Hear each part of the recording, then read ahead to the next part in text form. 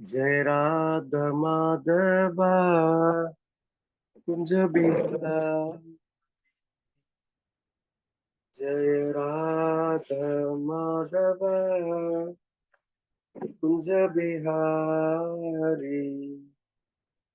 गोपी जन वल्लभा गिरिवरधारी। यशोदानंदन व्रज जनरंजन। यशोदानंदन व्रज जनरंजन। यशोदानंदन व्रज जनरंजन। यमुनतीरवनचारि। यमुनतीरवनचारि। जय राधा माधवा कुंज बिहारी। गोपीजन वल्लभा गिरिवरधारी। गोपीजन वल्लभा गिरिवरधारी। हरे कृष्णा कृष्ण कृष्ण हरे हरे, हरे राम राम राम हरे हरे कृष्ण कृष्ण कृष्ण हरे हरे, हरे राम राम राम हरे हरे कृष्ण कृष्ण कृष्ण हरे हरे, हरे राम राम राम हरे हरे। हे मिठाई गौरंगा मिठाई गौरंग, मिठाई गौरंग जय मिठाई गौरंग। हे हरे कृष्णा कृष्णा कृष्णा हरे हरे, हरे राम राम राम हरे हरे। हरे कृष्णा कृष्णा हरे हरे, हरे राम राम राम हरे। जय राधा माधव राधा माधव राधे, जय राधे जय राधे, जय राधे श्री राधे। ओम अज्ञानतिमिरान्धस्य ज्ञानाञ्जनशलाकया चक्षुरुन्मीलितं येन तस्मै श्रीगुरवे नमः। श्रीचैतन्यमनोभीष्टं स्थापितं येन भूतले स्वयं रूपकदा मह्यं ददाति स्वपदान्तिकम्। हे कृष्ण करुणा सिंधु दीनबन्धु जगत्पते गोपेश गोपिकान्त राधाकान्त नमस्तुते। तप्त कांचन गौरांगी राधे वृंदावनेश्वरी वृषभानुसुते देवी प्रणमामि हरिप्रिये। जय वाञ्छा कल्पतरुभ्यश्च कृपा सिन्धुभ्येव च पतितानां पावनेभ्यो वैष्णवेभ्यो नमो नमः। श्री कृष्ण चैतन्य प्रभु नित्यानंद श्री अद्वैत गदाधर श्रीवासादि गौर भक्त वृंद। हरे कृष्ण कृष्ण कृष्ण हरे हरे, हरे राम राम राम हरे हरे। नमो विष्णुपादाय कृष्ण पृष्ठाय भूतले श्रीमते भक्ति विकास स्वामी नामने। नमो विष्णुपादाय कृष्ण पृष्ठाय भूतले श्रीमते भक्ति वेदांत स्वामी नामने।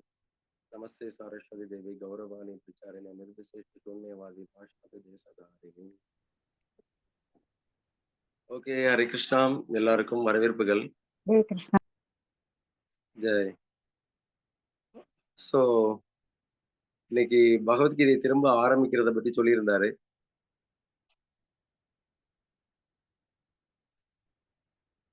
வேற ஒரு கிளாஸ் இன்னைக்கு 11 மணிக்கு இருக்கு. அதை விட்டுட்டு இப்போ உங்க குரூப்ல கிளாஸ் கொடுத்துட்டு இருக்கேன். அதை 11:30 மணிக்கு அதை 11:30 இல்லைன்னா 11:45 அதை கண்டினியூ பண்ணணும். சிம்பிளா பகவத்கீதையுடைய இன்ட்ரடக்ஷனை அடியன் இன்னைக்கு ஆரம்பிக்கிறேன். ஸோ உங்க எல்லாருக்குமே ஏற்கனவே தெரியும், பகவத்கீதை பகவத்கீதைக்கு ஏன் இதற்கு பகவத்கீதை அப்படின்னு பெயர் அப்படின்னா, கீதம்னா பாட்டு, பகவத்கீதம் அப்படின்னா பகவானால பாடுறதுனால இதுக்கு பகவத்கீதை பகவத்கீதா அப்படின்னு பெயர் இருக்கு. இதற்கு இன்னொரு பெயர் இருக்கு, கீதோ உபனிஷத் அப்படின்னு சொல்லிட்டு. இந்த பகவத்கீதையே கீதோ உபனிஷத் அப்படின்னு சொல்லிட்டு வேத இலக்கியங்கள்ல சொல்லப்படுறது. ஏன் இதற்கு வந்து கீதோ உபனிஷத்து அப்படின்னு வந்து பெயர் அப்படின்னா, உபனிஷத்துகள் 108 உபனிஷத்துகள் வந்து இருக்கு. முக்கியமான உபனிஷத்துகள் நிறைய இருக்கு. அதுல பிரதானமா நடைமுறையில இருக்கிறது ஒரு 108. அந்த 108 உபனிஷத்துக்கள்ல கீதோ உபனிஷத்தும், இந்த பகவத்கீதையும் ஒரு உபனிஷத்துக்களாக வேதாந்த கருத்துக்களா வந்து அ சொல்லப்படுறது.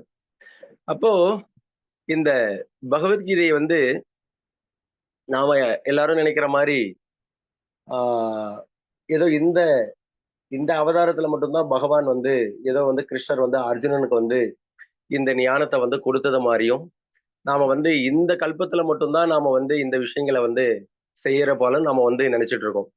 ஆனா உண்மையில வந்து பகவத்கீதை வந்து அப்படி வந்து கிடையாது. ஏன் அப்படின்னா, அ பகவத்கீதை வந்து எப்பொழுதுமே அரச குலங்களு அரச குலங்கள் அந்த ராஜ ரிஷிகளுக்காக, குறிப்பா ராஜ ரிஷிகளுக்கு மட்டும் இல்ல, மற்ற யுகங்கள்ல இத குறிப்பா அ அதிகமா இந்த பகவத்கீதையுடைய கொள்கைய வந்து யார் கடைபிடிச்சிருக்கா அப்படின்னா, சத்திரியர்கள் வந்து இந்த ஞானத்த வந்து கடைபிடிச்சிருக்காங்க. அதனால இத வந்து காலந்தொட்டு மிக நீண்ட காலத்திற்கு முன்னாடியிலிருந்து இது வந்து இந்த பகவத்கீதைய வந்து வழக்கத்துல வந்து இருந்து வரக்கூடிய ஒரு விஷயம். ஏதோ மத்த மதத்துல புனித நூல்கள் இருக்கிற மாரி, நம்முடைய மதத்துல இது இந்து மதத்துல சனாதன தர்மத்துல இந்த பகவத்கீதை வந்து ஏதோ நமக்கும் ஒரு புனித நூல் ஆ ஏதோ வந்து இருக்கு. அது இப்பதான் தோன்றுச்சு. ஒரு 5000 வருஷத்துக்கு முன்னாடி தான் தோன்றுச்சு. அப்படின்னு கூடிய கற்பனையான ஒரு அ ஒரு வேதம் வந்து இந்த பகவத்கீதை வந்து கிடையாது. பகவான் எப்படி நித்தியமா இருக்கக்கூடிய நபரோ, அ அதை போலவே அவருடைய அம்சங்களா இருக்கக்கூடிய ஜீவாத்மாக்களும் இங்க நித்தியமான நபர்கள். ஆ அதை இந்த தத்துவத்தை விளக்கக்கூடிய இந்த வேதங்களும் நித்தியமானது. நம்ம ஏதோ வந்து பகவானும் வந்து நித்தியமானவர். சரி அதை ஏற்றுக்கொள்றோம். ஜீவாத்மாக்கள் நாம நித்தியமானவர்கள். அதையும் ஏற்றுக்கொள்ளலாம். ஆனா வேதங்களும் நித்தியமானது அப்படின்றத வந்து நாம வந்து இந்த இடத்துல முதல்ல நாம இத வந்து புரிஞ்சுக்கிடணும். அதுலதான் படைப்புடைய ஆரம்பத்துல நம்ம பாகவதத்திலே பார்க்கலாம். ஆ "தேனே பிரம்ம ஹிருதயோ ஆதி கவயः முஹ்யந்தி யத் சூரயः." அது "தேனே பிரம்ம ஹிருதயா ஆதி கவயः." அதாவது இந்த இந்த வேத ஞானத்த முதல்ல இந்த வேதாந்த ஞானத்த வந்து முதல்ல யாருக்கு குடுத்தாரு அப்படின்னா, பகவான் வந்து இந்த பிரபஞ்சத்துடைய முதல் ஜீவராசியான ஆ பிரம்மாவுக்கு வந்து முதல்ல வந்து குடுத்தார் அப்படின்றத நாம வந்து பார்க்கிறோம். பகவத்கீதையுடைய பாகவதத்துடைய முதல் ஸ்லோகத்துல இருந்து நாம வந்து படிக்கிறோம். "தேனே பிரம்ம ஹிருதயோ ஆதி கவயः முகியந்தி யத் சூரியः." அப்போ பகவான் வந்து படைப்புலோடைய முதல் விஷயமாவே ஒரு நபருக்கு வந்து என்ன குடுக்குறார் அப்படின்னா, வேத ஞானத்த தான் வந்து குடுக்குறார். அப்போ இது வந்து எல்லா கல்பத்திலயுமே, எல்லா பிரபஞ்சத்திலயுமே இந்த ஜட சிருஷ்டியில இந்த சதுர்முக பிரம்மாண்டத்துல மட்டும் கிடையாது. மத்த பிரம்மாண்டங்கள்ல கூட இந்த உலகத்துல ஒரு ஜீவாத்மா வந்து வாழணும் அப்படின்னா, அவனுக்கு முதல்ல வந்து இப்ப நாம கலியுக மக்கள் நினைக்கிற மாரி வந்து, ஏதோ வந்து உழைத்தால் தான் வந்து சாப்பிட முடியும். நம்ம சொத்துக்கள் சேர்த்தால் தான் வந்து வாழ முடியும். ஃப்ரிட்ஜ், வாஷிங் மிஷின், அதுக்கப்புறம் டிவி, அதுக்கப்புறம் வந்து ஹோம் தியேட்டர், அதுக்கப்புறம் காரு, பங்களா, எஸ்டேட் இதெல்லாம் இருந்தா தான் நகை ஒரு 500 பவுன் நகை இதெல்லாம் இருந்தா தான் வாழ முடியும். அப்படின்னக்கூடிய ஒரு மனக்கற்பனைய வந்து நாம வந்து இன்னைக்கு இருக்கக்கூடிய மக்கள் வந்து நவீன மக்கள், துரதிர்ஷ்டசாலிகளாக இருக்கக்கூடிய இந்த மக்கள், கலியுக மக்கள் மட்டும் இதை போன்ற ஒரு மாயையில வந்து அவங்க வந்து இருக்காங்க. ஆனா உண்மையிலேயே ஒரு ஜீவாத்மா இந்த உலகத்துல எது இல்லாம வாழ முடியாது அப்படின்னா, வேத கல்வி இல்லாம வந்து வாழ முடியாது. ஏன் அப்படின்னா, ஞானம் தான் கடைசியில வந்து அ பகவான வந்து முதல்ல அ ஒரு இறை தத்துவத்துல வந்து முதல்ல வரக்குள்ள, நமக்கு வந்து ஞானத்த வந்து ஒரு நபர் வந்து அடையணும். ஒரு ஆன்மீக பாதையில நம்ம இருக்கோம். ஆண்கள், பெண்கள் இருக்கோம் அப்படின்னா, நமக்கு வந்து இறைவன பத்தின முழுமுதற் கடவுள பற்றின அறிவு வந்து நமக்கு வந்து இதயத்துல வந்து சித்திக்கணும். அப்போ முதல்ல நம்ம வந்து எதற்காக இந்த மனித வாழ்க்கை கொடுக்கப்பட்டிருக்கு? கடைசியில வந்து நம்முடைய இந்த மனித ஜென்மம் எதற்காக வந்து யாரால் கொடுக்கப்பட்டது? இது எதற்காக கொடுக்கப்பட்டிருக்கு? நான் யார்? இது வந்து இந்த மனித வாழ்க்கையை நான் எதற்காக வந்து பயன்படுத்தணும்? இங்க இருக்கக்கூடிய இந்த ஜட உலகத்துல இந்த படைப்புல இருக்கக்கூடிய இந்த விஷயங்களுக்கெல்லாம் யாரு வந்து உரிமையாளர்? கதவு நல்லா சாத்துங்க. ம். இதுக்கெல்லாம் யாரு உரிமையாளர்? இத கடைசியா எந்த நோக்கத்திற்காக நமக்கு வந்து இத குடுக்கப்பட்டிருக்கு? நமக்கு எதனால வந்து துன்பங்கள் வந்து வர்றது? அது மட்டும் இல்லாம நமக்கு எதனால வந்து நமக்கு வந்து மறுமை வாழ்க்கையில வந்து இம்மை வாழ்க்கையிலயும் நம்ம பல கஷ்டங்களால தண்டிக்கப்படுறோம்.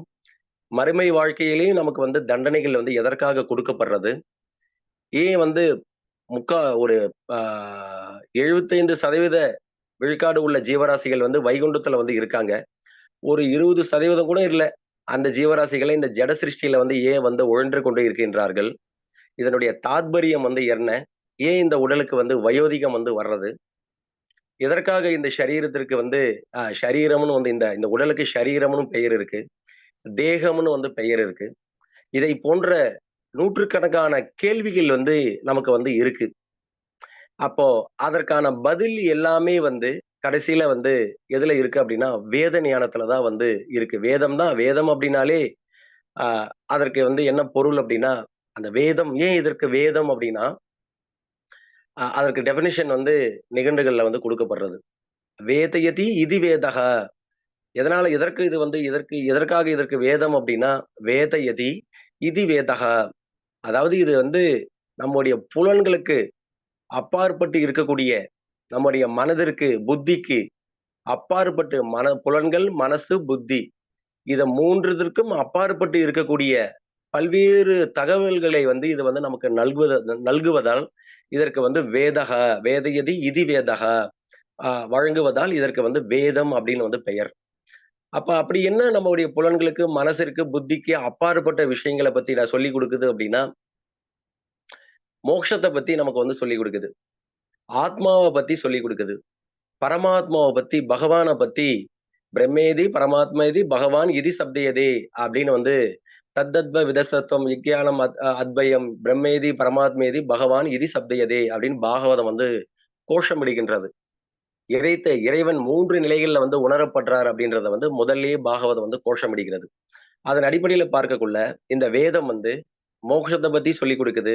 பிரம்மத்த பத்தின அறிவ வந்து சொல்லிக் குடுக்குது. பரமாத்மாவ பத்தின அறிவு வந்து நமக்கு சொல்லிக் குடுக்குது. இறுதியில கடைசியில இந்த பிரம்மனுக்கும், பரமாத்மாவுக்கும் மூலமா இருக்கக்கூடிய நபரான பகவான பற்றின அறிவையும் வந்து இது வந்து சொல்லிக் குடுக்குது. அப்போ முக்திய பற்றின அறிவை வந்து நமக்கு வந்து வழங்குகின்றது. இந்த உலகத்துடைய துக்காலயம் அசாஸ்வதம்னு பகவத்கீதை சொல்லுது. அப்போ ஆ இந்த உலகம் துன்பகரமானது அப்படின்னக்கூடிய ஞானத்தை வந்து நமக்கு வந்து வழங்குகின்றது. புலனின்பம் வந்து கடைசியில வந்து நமக்கு வந்து ஜீவனுக்கு சந்தோஷத்தை வந்து தராது அப்படின்னக்கூடிய வைராக்கியத்தை வந்து சொல்லிக் குடுக்கிறது. இதை போன்ற நம்முடைய புலன்கள், மனசு, புத்தி இத 3ற்கும் அப்பாற்பட்டு இருக்கக்கூடிய விஷயங்களை வந்து இத வந்து சொல்லிக் கொடுக்கக்கூடிய காரணத்தால், இதற்கு வந்து வேதயதி இதி வேதஹ. வேதம் அப்படின்னு வந்து இதற்கு வந்து பெயர். அப்போ அ படைப்பே வந்து பகவான் முதல்ல இந்த படைப்ப வந்து எப்படி இருக்காரு பாருங்க கிருஷ்ணர். அ வெறும் கதை மட்டும் கேட்டுட்டு அப்படியே போயிடக்கூடாது. ஒவ்வொரு விஷயத்தையும் நம்ம என்ன பண்ணணும் அப்படின்னா, பசு எப்படி வந்து அ தன்னுடைய ஆகாரத்த வந்து 2வது நிலையில எடுத்து அசை போடுகின்றதோ படுத்துக்கொண்டு, அதை போலவே நாம வந்து தன்னுடைய தவ வாழ்க்கையெல்லாம் நம்முடைய அன்றாட கடமைகள முடித்துவிட்டு, ஒரு 8 மணி நேரம் அதற்காக செலவிடலாம். இல்லன்னா ஒரு 10 மணி நேரம் செலவிடலாம். மீதி இருக்கக்கூடிய 14 மணி நேரத்த வந்து நம்ம வந்து உழைப்பதற்கு சரி, ஒரு 8 மணி பிரபுபாத் சொன்னார் பாகவதத்துடைய 7வது ஸ்கந்தத்துல. பிரகலாத மகாராஜுடைய கதையில வரக்குள்ள, அதுல வந்து அ வர்ணாசிரமத்த பத்தி பேசக்குள்ள இந்த கோட்டிங் வந்து சொல்லியிருக்காரு. ஒரு 8 மணி நேரம் வேணா உழைச்சுக்கலாம். 8 மணி நேரத்துல இருந்து 10 மணி நேரம். அதுக்கு மேல உழைக்கக்கூடாது ஜட வாழ்க்கைக்காக அப்படின்னு வந்து பிரபுபாத் வந்து எழுதியிருக்கார். அப்ப அதன் அடிப்படையில பார்க்கக்குள்ள 3, 8, 24 இந்த 24 மணி நேரத்த 3 காலங்களாக வந்து நாம வந்து வகுக்க வேண்டும். அதுல ஒரு 8ல வந்து நம்ம வந்து உழைத்து, நம்முடைய பௌதீக தேவைகளுக்காக வந்து நாம வந்து பொருட்களை சேர்ப்பது, நம்முடைய வாழ்வாதாரத்திற்காக நாம வந்து இது பண்றதுக்காக பயன்படுத்தலாம். இன்னொரு 8 உறங்குவதற்காக ஒரு 6 மணி நேரம் பயன்படுத்தலாம். மீதி இருக்கக்கூடிய அ அந்த 8 மணி நேரம், 9 மணி நேரத்த நாம வெறுமனே வந்து பிரஜல்பம் பேசிக்கொண்டு தான் என்ன பண்ணிட்டு இருக்கோம் அப்டின்னா, தேவையில்லாத காரியங்கள்ல வந்து நம்ம ஈடுபட்டுக் கொண்டு நம்முடைய வாழ்க்கைய வந்து வீணடிக்கிறோம். ஸோ தார்ப்பரியம் என்ன அப்டின்னா, ஆ இந்த விஷயங்கள வந்து நாம வந்து என்ன பண்ணணும் அப்டின்னா, நாம வந்து புரிந்து கொள்றதுக்கு வந்து முயற்சி செய்யணும். அப்போ வேதம் அப்டின்னாலே படைப்புல பார்க்கலாம். படைப்புடைய துவக்கத்துல பகவான் வந்து என்ன பண்றாரு அப்டின்னா, ஆ பிரம்மாவுக்கு வந்து முதல்ல அவர தவம் செய்ய சொல்லி, "தபகா, தபகா, தபகா. தவம் செய், தவம் செய், தவம் செய்." அதுக்கப்புறம் என்ன சொல்றாரு அப்டின்னா, அதுக்கப்புறம் தான் முதல்ல அவருக்கு வந்து நமக்கு குடுக்குற மாரி ஐஸ்வர்யங்கள் எல்லாம் வந்து பகவான் வந்து குடுக்கல. எததான் குடுத்தாரு அப்படின்னா, பிரம்மாவுக்கு வந்து "தேனே பிரம்ம ஹிருதயம் ஆதி கவயா முஹ்யந்தி யத் சூரயஹ." முதல்ல அவருக்கு கொடுத்தது வந்து வேத ஞானத்த தான் பகவான் வந்து அவர் இதயத்துல வந்து தேனே பிரம்ம ஹிருதய அவருடைய இதயத்திலேயே வந்து வெளிப்படுத்திட்டார் பகவான்.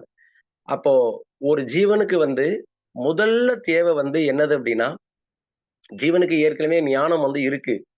அது காமக, குரோதக, மோகக, மதம், மாத்சல்யக இந்த 6 விதமான விஷயங்கள் வந்து மோகக இந்த 6 விதமான விஷயங்கள் வந்து நம்முடைய ஆத்மாவ வந்து என்ன பண்ணியிருக்கு அப்படின்னா, மேகங்களைப் போல வந்து இதயத்துல வந்து தன்னுடைய உண்மையான ஞானத்தை வந்து, தன்னுடைய உண்மையான சொரூபத்தை வந்து பார்க்க முடியாமல், தன்னுடைய இதயத்தை வந்து மூடி இருக்கக்கூடிய திரைகள் வந்து இருக்கு.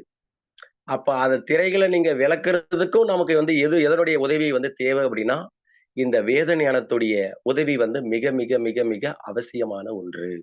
அப்போ பகவத்கீதை வந்து ஆ கிருஷ்ணர் வந்து ஏதோ இந்த கல்பத்துல இந்த 28வது சதுர்யுகத்துல தான் இந்த பகவத்கீதைய குடுத்திருக்கார். இதற்கு முன்னாடி இந்த பகவத்கீதையோ அல்லது வந்து இந்த உபநிஷத்துகளோ இல்லை. இந்த வேதம் வந்து ஏதோ பிரம்மா ஏதோ வந்து இந்த கல்பத்துல தான் வந்து ஏதோ வேத ஞானத்த வந்து பெற்றார். ஆ அப்போ வந்து ஏதோ வந்து வேத ஞானம்ன்றது வந்து ஒரு கற்பனையான ஒரு விஷயம்.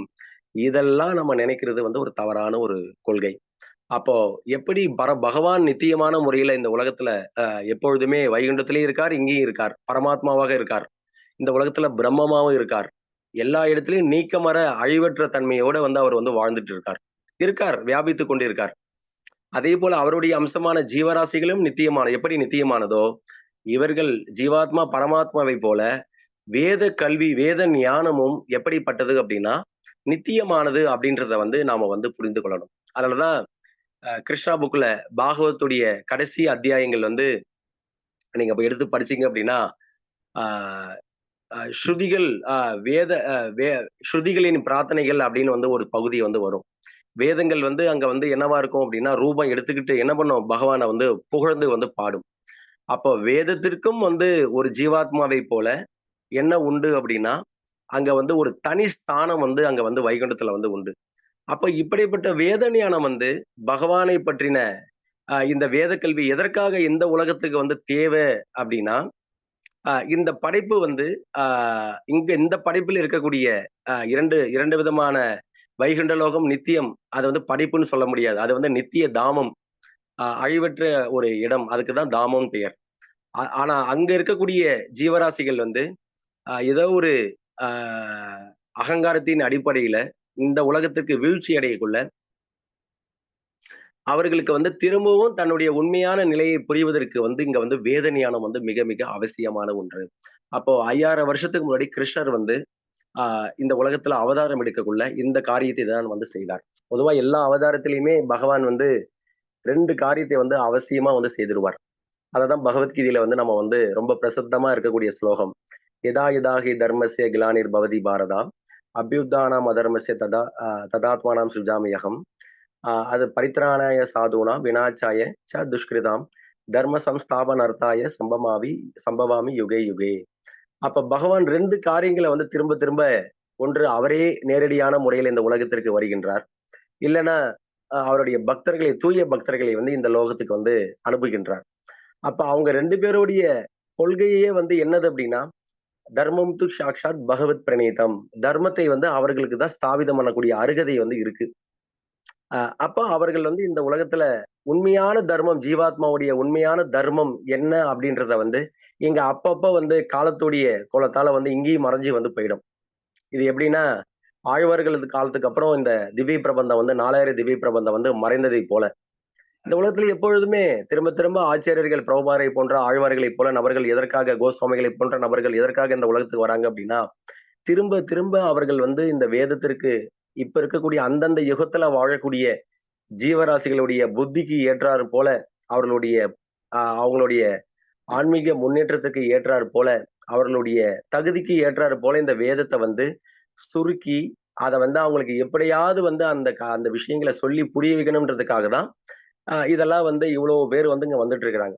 அப்ப திரும்ப திரும்ப இந்த உலகத்துடைய நீதி எந்த ஒரு வேதங்களையும் இங்க வந்து பார்க்கலாம். இந்த உலகத்துல நித்தியமா எப்பொழுதுமே நித்தியமா இருக்கக்கூடிய வேதங்களே வந்து காலப்போக்குல வந்து என்னவாயிடுது அப்படின்னா, காலோனுஷ்ட பரந்தப காலத்தால வந்து மறைந்து விடுகிறது. சூரியன் எப்படி காலையில தோன்றி பொழுது சாயக்குள்ள ஒரு 6 மணிக்கு மறைந்து விடுகிறதோ நம்முடைய கண் பார்வையிலிருந்து, அதே போலவே வேதங்களும் காலப்போக்குல வந்து இந்த உலகத்துல இருந்து என்ன பண்ணும் அப்படின்னா, திரும்ப திரும்ப எவ்வளவு உயர்ந்த விஷயங்களை இங்க பகவான் வந்து ஸ்தாபித்தாலும், திரும்ப திரும்ப இந்த காலத்துடைய பாதிப்பு இந்த உலகத்துல இருக்கிறதுனால, வேதங்களும் மறைவதைப் போல ஒரு தோரணை வந்து நமக்கு வந்து வேதங்களும் அழிவதைப் போல ஒரு ஒரு ஒரு ஒரு மாயை வந்து நமக்கு வந்து தோன்றுது. அதாவது வேதங்கள் வந்து அழிஞ்சு போச்சு அப்படின்னு நம்ம சில நேரத்துல சொல்றோம். வேதங்கள் வந்து அ எல்லாமே மறைஞ்சு போச்சு அப்படின்னு சொல்றோம். அது மறைந்து இருக்கே தவிர, அது வந்து என்ன கிடையாது, அழிவுக்கு உட்பட்டது வந்து கிடையாது. அப்ப இதுவரைக்கும் உங்களுக்கு வந்து வேதம் நித்தியமானது. அதுவும் வந்து பகவானைப் போலவே நித்தியமானது. அப்ப வேத கல்வியால தான் வந்து நம்மளால வந்து யார புரிந்துகிட முடியும் அப்படின்னா, பகவான வந்து புரிந்துகிட முடியும். அப்ப ஒவ்வொரு கல்பத்திலயுமே பகவான் வந்து இந்த வேத ஞானத்த வந்து பல்வேறு நபர்களை வைத்து ஸ்தாபிதம் செய்கின்றார் அப்படின்னக்கூடிய விஷயங்கள். வேதம்னா என்ன? நம்முடைய புலன்களுக்கு அப்பாற்பட்ட விஷயத்தை வந்து நமக்கு சொல்வதால் இதற்கு வேதக அப்படின்னு வந்து நமக்கு பெயர். எல்லா விஷயத்திலயும் அடியேன் வந்து விண்ணப்பம் பண்றேன். மேற்கொண்டு இப்போ இந்த வேதம் வந்து இந்த கீதோ உபனிஷத் வந்து பகவான் வந்து என்ன பண்றாரு அப்படின்னா, எல்லா வேதங்களுடைய சாரமாக வந்து இந்த கீதையுடைய கருத்தை வந்து சொல்கிறார். அப்ப வேதங்கள்ல வந்து பலவிதமான விஷயங்கள் வந்து சொல்லப்பட்டிருக்கும். வேதங்கள்ல வந்து பலவிதமான எடுத்த உடனே கர்மகாண்டம், வேதத்துடைய நடுப்பகுதியில வந்து ஞான காண்டம், அதுக்கப்புறம் உபாசன காண்டம், இத மாரி பலவிதமான விஷயங்கள். ஆ கர்மம் தான் எல்லாம் உயர்ந்தது. எல்லா விஷயங்களையும் வந்து விவாதிக்கும். ஆனா, அந்த வேதத்துல இருக்கக்கூடிய அதெல்லாம் சொல்லப்பட்டிருக்கு. நேரடியாவே பக்தி விஷயங்கள வந்து சொல்லிர்லாமே. இறுதியான தர்மத்த வந்து சொல்லிர்லாமே. இந்த வேதம் வந்து மறைச்சு, மறைச்சு சொல்லுது? அ ஒரு விஷயத்த நேரடியாவே சொல்ல மாட்டேங்குது வேதங்கள். மறைச்சு, மறைச்சு சொல்றது அப்டின்னா, அதனால தான் ஆழ்வார்கள் அதற்கு ஒரு நல்ல பெயர் வந்து வச்சிருக்காங்க. மறைன்னு வந்து பெயர். தமிழ்ல வந்து வேதத்திற்கு வந்து மறை. மறைனா, ஆ ஒரு விஷயத்த நேரடியாக சொல்லாம, மறைச்சு, மறைச்சு வந்து சொல்லும். அத வந்து அத ஒளிவு மறை நேரடியா வந்து உள்ளங்கை நெல்லிக்கனியைப் போல வேதங்கள் வந்து நமக்கு எல்லா வாக்கியத்தையும் சொல்லாது. அதுல ஒரு சில விஷயங்கள தான் நேரடியா சொல்லும். மீதி இருக்கக்கூடிய வாக்கியங்கள் எல்லாமே வந்து எப்படி இருக்கும் அப்படின்னா, மறைச்சு, மறைச்சு தான் சொல்லும். அதனால தான் தமிழ்ல வந்து வேதத்திற்கு மறை அப்படின்னக்கூடிய பெயர் வந்து இருக்கு. இன்னும் இதற்கு வந்து நெறைய விளக்கங்கள்லாம் இருக்கு. அதெல்லாம் அடுத்தடுத்து உங்களுக்கு நான் சொல்லி தரேன். அப்போ இந்த வேதங்கள வந்து இத மறைச்சு, மறைச்சு சொல்லுது சுவாமி அப்படின்னா, அதற்கும் வந்து காரணம் வந்து இருக்கு. என்ன காரணம் அப்படின்னா, எல்லாத்தையும் நாம வந்து நேரடியா படிச்சு எல்லாமே வேதமே நமக்கு சொல்லிக் குடுத்துருச்சு அப்படின்னா, நமக்கு ரொம்ப அகந்தை வந்துரும்னக்கூடிய காரணத்தால, நீ பாதி விஷயங்கள உனக்கு புரிந்தாலும் உன்னுடைய சுய முயற்சியால, அதில இருக்கக்கூடிய ரொம்ப ஆழமான விஷயங்கள நீ யாருடைய துணை கொண்டு தான் புரிந்து கொள்ளணும் அப்படின்னா, தத்துவங்கள தத்வித்தி பிரணிபாதேன பரிபிரஷனேன சேவையா உபேதேக்ஷந்த தேக்ஞானம் ஞானினஸ் தத்வ தர்ஷனக. நீ ஒரு குருவ வந்து அடைஞ்சு, அவருடைய திருவாயில இருந்து தான் நீ வந்து ஆச்சாரியனுடைய திருவாயில இருந்து தான் நீ வந்து மீதி வேதத்துடைய ரகசியத்த வந்து நீ தெரிந்து கொள்ளணும் அப்படின்றது வந்து, இது பரமனுடைய பரம விருப்பம். இது அவர் அப்படிதான் வச்சிருக்காரு. வேதத்த வந்து இப்படிதான் வச்சிருக்காரு. காரணம் என்ன அப்படின்னா, ஒரு குருவ வந்து தேடி, அவர்களுக்கு பணிவிடை செய்து, அவர் மூலமாக நீ இந்த வேதத்துடைய உண்மையான நோக்கத்தை வந்து இறுதியான சாரத்தை வந்து அவர்கிட்ட வந்து வந்து கேட்டு தான் நீங்க தெரிஞ்சுக்கணும்ன்றது தான் இந்த உலகத்துடைய பகவான் வைத்திருக்கக்கூடிய சட்டம். அப்ப பகவத்கீதை ஞானம் ஏற்கனவே இந்த பகவத்கீதை ஞானம் வந்து சூரிய வம்சத்துல ரொம்ப காலமாவே இந்த உலகத்துல வந்து வழக்கத்துல வந்து இருந்து வந்தக்கூடிய ஒரு அதனாலதான் இந்த சூரிய சந்திர வம்ச அரசர்களுடைய பெயர்கள் எல்லாம் பாகவத புராணத்துல 9வது ஸ்கந்தத்துல வந்து ரொம்ப விரிவான முறையில சொல்லப்படுது. அப்படின்னா, அவர்கள் எல்லோருமே வந்து அ இப்ப இருக்கக்கூடிய நம்மை போன்ற சாதாரண ஜீவராசிகள் வந்து கிடையாது. அவர்கள் எல்லோருமே வேத கொள்கையில ஊறிப்போன நபர்கள். வேதத்துல மக்கள் வந்து வேதத்தின்படி நடக்கின்றார்களா? அவரவர் சுதர்மத்தை அவரவர்கள் செய்கின்றார்களா? ஆ அவர்களுடைய நிலை வந்து தூய்மை அடைகின்றதா? அப்படின்றத வந்து ரொம்ப கவனமான முறையில ஆ அவர் வந்து வேதத்தின் அடிப்படையில இந்த மொத்த பூமண்டலத்தையுமே வந்து என்ன பண்ணியிருக்காங்க அப்படின்னா, வேத கலாச்சாரத்துல இருந்த ராஜ ரிஷிகள். அதனால தான் அவர்களுக்கு வந்து ராஜ ரிஷிகள். பலவிதமான ரிஷிகள் இருக்காங்க. ஆ வெறும் ரிஷி இருக்கார். ஆ ராஜ ரிஷி இருக்கார். ஒரு ராஜா ரிஷி ஆனார்னா, அவருக்கு வந்து ராஜ ரிஷி. மகரிஷின்னு இருக்கார். பிரம்ம ரிஷின்னு இருக்கார். தேவ ரிஷின்னு வந்து இருக்கார். அப்ப இவர்கள் எல்லோருமே வந்து வேதத்துடைய கொள்கைய ஆ உறுதியான முறையில தான் பின்பற்றுவது மட்டுமல்லாமல், தன்னுடைய பாதுகாப்புல இருக்கக்கூடிய மக்களே வந்து அந்த வேத கொள்கையின்படி அரசாட்சி செய்தத வந்து நம்ம வந்து புராண இதிகாசங்கள்ல இருந்து நம்ம வந்து படிக்கிறோம். அப்போ இந்த பகவத்கீதையும் இங்க 4வது அத்தியாயத்துல முதல் ஸ்லோகத்துல சொல்ற மாதிரி இமம் விவஸ்வதை யோகம் புரோக்தவன் அகம் அவ்வியம். இந்த பகவத்கீதை ஞானம் வந்து பல்லாயிரக்கணக்கான வருஷத்துக்கு முன்னாடியே இந்த படைப்புடைய ஆரம்பத்திலேயே பகவான் வந்து பிரம்மாவுக்கு மட்டும் வேத ஞானத்தை கொடுக்கல. இந்த சூரிய தேவனுக்கு வந்து இதே ஞானத்தை வந்து இதே பகவத் ஞானத்தை வந்து என்ன பண்ணியிருக்காரு அப்படின்னா கொடுத்திருக்கிறார் அப்படின்றத வந்து கிருஷ்ணரே வந்து அதை வந்து அவருடைய திருவாயில இருந்தே சொல்லியிருக்கிறார்.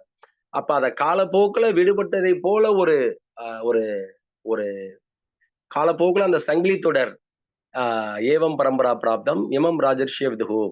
அப்போ அந்த பரம்பரை வந்து அந்த சங்கிலி தொடர் விடுபட்டதை போல தோன்றன காரணத்தால திரும்பவும் அர்ஜுனனை வந்து அந்த சங்கிலி தொடர்ல முதன்மையான ஒரு நபரா அவனை வைத்து அவனை வந்து முன்னிறுத்தி இந்த உலகத்திற்கு பகவத் ஞானத்தை வந்து பகவான் வந்து என்ன பண்றாரு அப்படின்னா உபதேசம் செய்ததை நாம் வந்து பார்க்கிறோம். அப்போ இதுல இன்னொரு விஷயங்கள் வந்து இருக்கு. என்ன அப்படின்னா ஏதோ அர்ஜுனனுக்கு தமிழ்நாட்டுல என்ன பிரச்சனை அப்படின்னா அர்ஜுனனுக்கு சொன்னதை நீங்க எதுக்கு இந்த உலகம் ஃபுல்லா எல்லாரையும் ஏற்றுக்க சொல்லி வந்து வலுக்கட்டாயப்படுத்துறீங்க? அது அவங்களுடைய குடும்ப பிரச்சனை. அந்த குடும்ப பிரச்சனைய வந்து நீங்க என்ன பண்றீங்க? நாடு ஃபுல்லா வந்து பேசி பகவத்கீதை ஞானம் வந்து எல்லாரும் படிக்கணும்னு சொல்லிட்டு இப்படி தவறான முறையில பிரச்சாரம் செய்யறீங்க அப்படின்னு சொல்லிட்டு தமிழ்நாட்டுல இருக்கக்கூடிய பல மக்கள் இந்தியர்களே அப்படிதான் நினைச்சிட்டு இருக்காங்க. ஆனா ஏதோ அர்ஜுனன் வந்து தன்னை அதை போல ஒரு கதாபாத்திரத்தை வந்து ஏற்றுக்கொண்டு இருக்கிறான். நம்மளுடைய நன்மைக்காக, நம்முடைய நிலைக்காக, நம்முடைய நிலையை வந்து அர்ஜுனன் வந்து என்ன பண்றான் அப்படின்னா, அபிநயம் வந்து செய்து காட்டுறான். நம்முடைய நிலையை தான் அவன் ஏற்றுக்கிறான். ஆனா உண்மையிலேயே வந்து அவனுக்கு கிருஷ்ணர் தான் பரம்பொருள். அவர் தான் வந்து பகவான் அப்படின்றதெல்லாம் யாருக்கு தெரியும்? பஞ்ச பாண்டவர்களுக்கு எல்லாருக்குமே தெரியும்.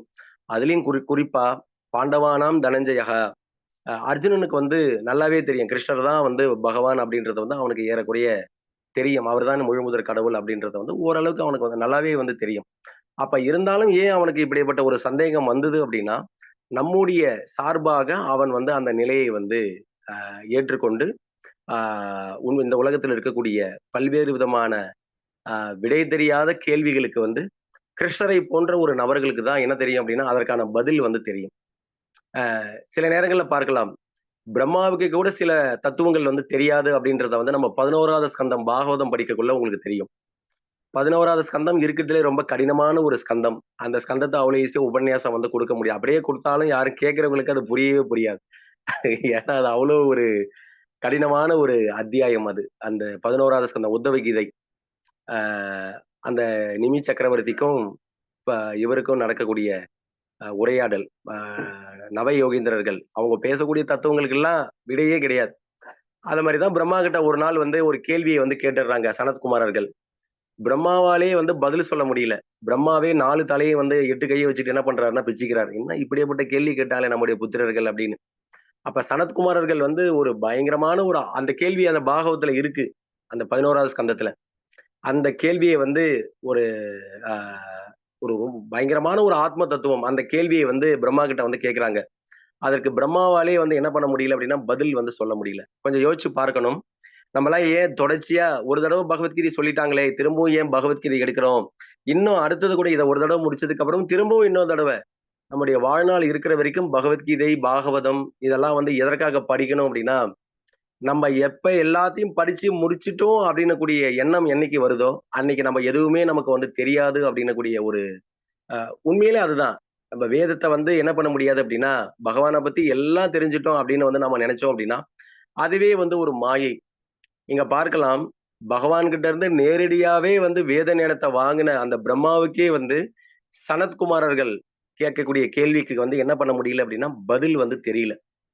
அப்ப சனத்குமாரர்களை போன்ற நபர்கள் ஒரு அறிவார்ந்த முறையில அவர்கள் கேட்கக்கூடிய கேள்விக்கு பிரம்மாவாலே பதில் சொல்ல முடியல அப்படின்னா, நம்முடைய நிலையெல்லாம் நீங்க வந்து ரொம்ப யோசிச்சு பார்க்கணும். அப்ப பிரம்மா எல்லா வேத ஞானத்தையும் விரல் நுனியில வைத்திருக்கக்கூடிய நபர். நுனி நாக்குல வந்து வைத்திருக்கக்கூடிய நபர். எல்லாமே அவருக்கு தெரியும். அவருக்கு தெரியாதுன்னு ஒண்ணு கிடையவே கிடையாது. அப்படிப்பட்ட பிரம்மாவாலேயே பகவானால் சக்தியில போட்ட பிரம்மாவுக்கே ஒரு கேள்வி அவங்க கேட்ட கேள்விக்கு வந்து பதில் சொல்ல முடியல.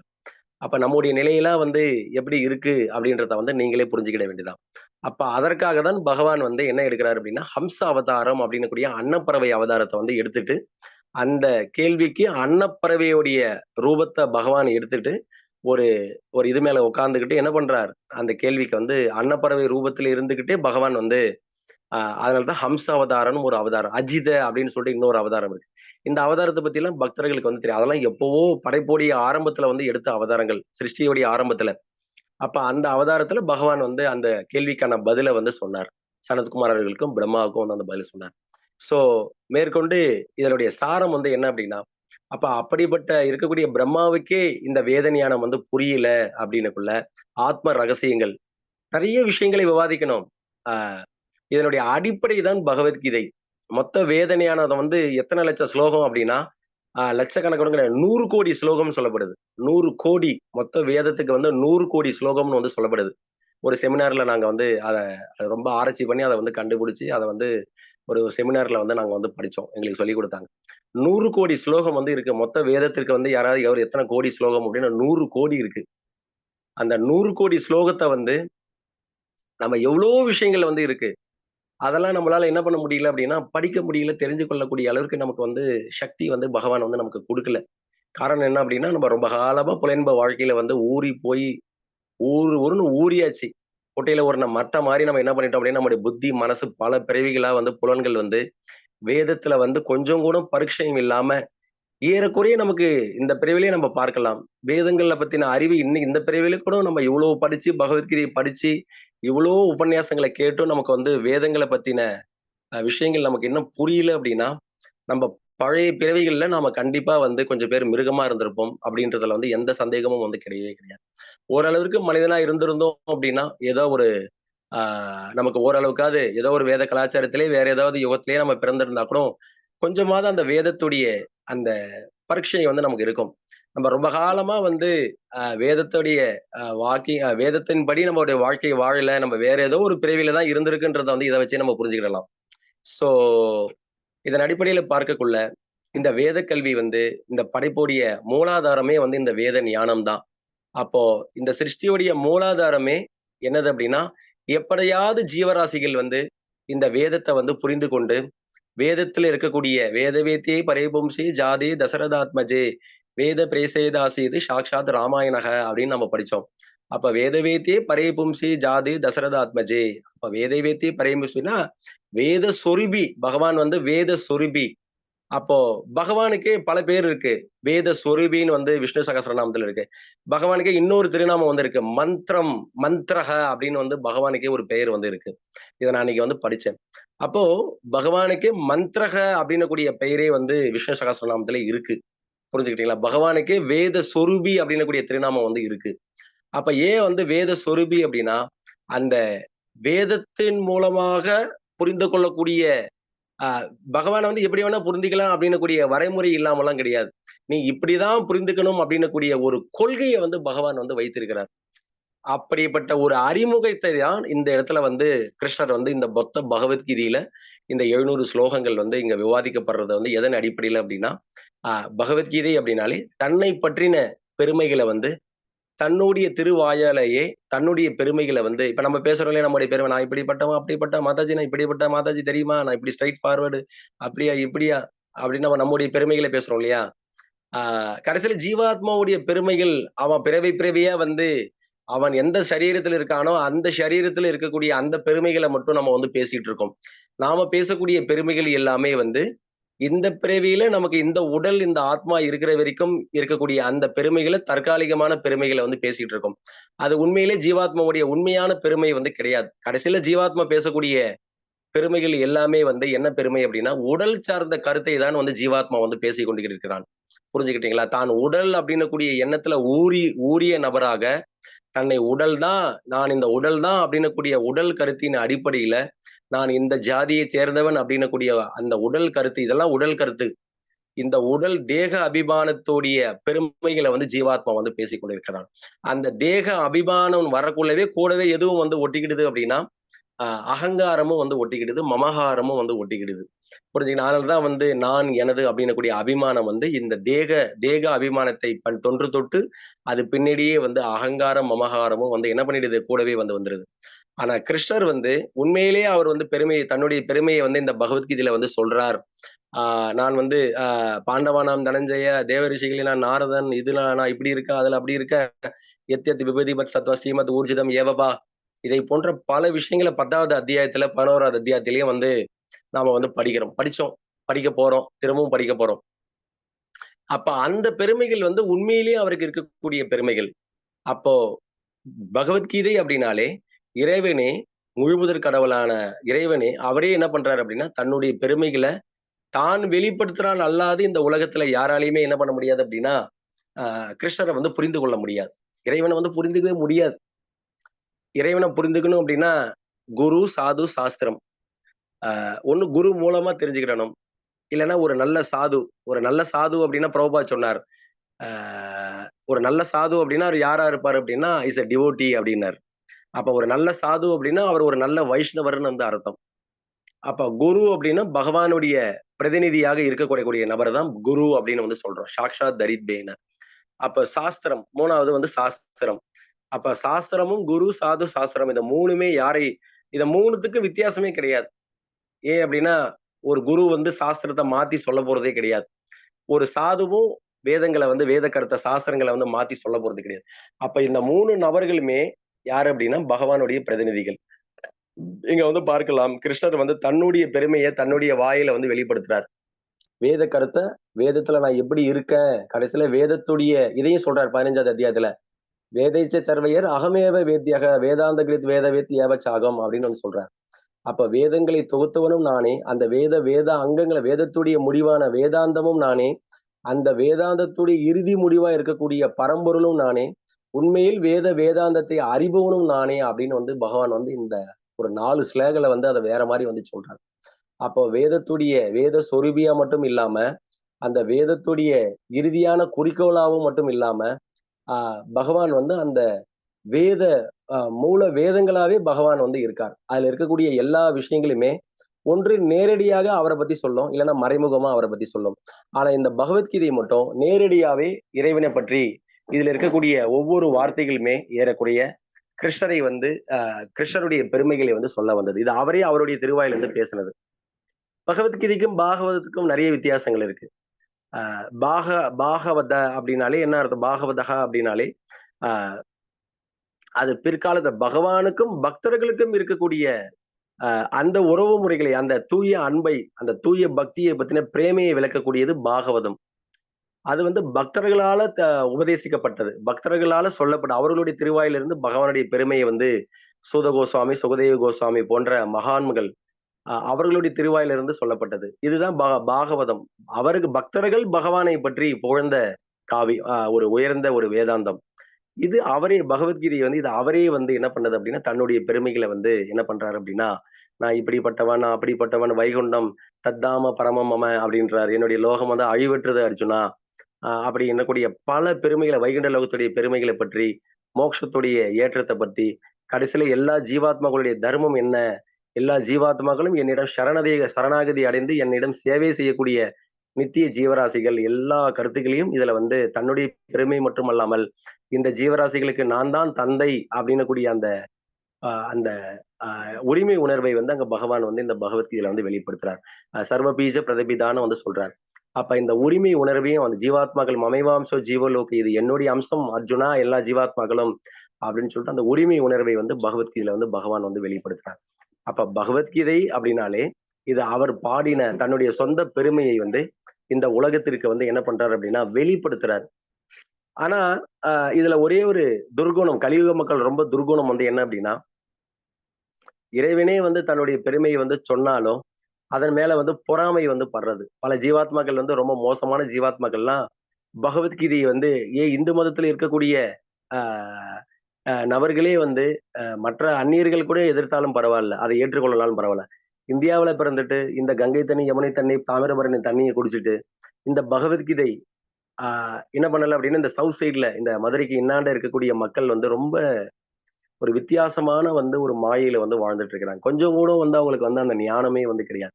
ஓரளவுக்கு திருச்சிக்கு அந்த பக்கம் எங்க ஊர் பக்கம்லாம் வந்து ஓரளவுக்கு மக்கள் வந்து பரவால்ல. இந்த மதுரையிலேருந்து ஓரளவுக்கு மதுரை மக்கள் கூட லைட்டா பரவால்ல. அந்த மதுரைக்கு இந்த சைடு இந்த சிவகாசி இந்த இந்த சைடுல உள்ள மக்கள்லாம் அப்படியே அந்த தமோகுணம் ஓகேங்களா? கொஞ்சம் சாதாரண தமோகுணம் கிடையாது. அந்த தமோகுணம் ஆழ்ந்த இருட்டுல வந்து வாழ்ந்துட்டு இருக்கிறாங்க. கொஞ்சம் கூட அவங்களுக்கு வந்து அந்த வேத ஞானம் வந்து எதுலயுமே பரீட்சை வந்து கிடையாது. எதுலயுமே வந்து ஆர்வம் வந்து இல்லாம இருக்காங்க. அப்போ வேத கல்வி இல்லாத ஒரு வாழ்க்கை வந்து இந்த கீதையுடைய அறிவு ஆரம்ப பாடம் இது. அது ஆத்ம உபதேசத்துடைய ஒரு சாராம்சம் இது, அவ்வளவுதான்.